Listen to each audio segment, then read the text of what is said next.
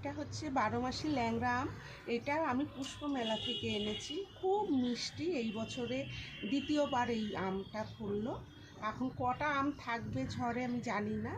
এই যে হয়েছে, দেখুন কি সুন্দর আম। আর ওইদিকেও তো একটা আম গাছ আছে। অনেক মুকুল এসছে দেখুন। এই যে এইগুলোতে সব মুকুল বেরোবে, এইগুলোতে সব মুকুল বেরোবে। দেখুন কত মুকুল। ওইদিকেও আছে না? দেখুন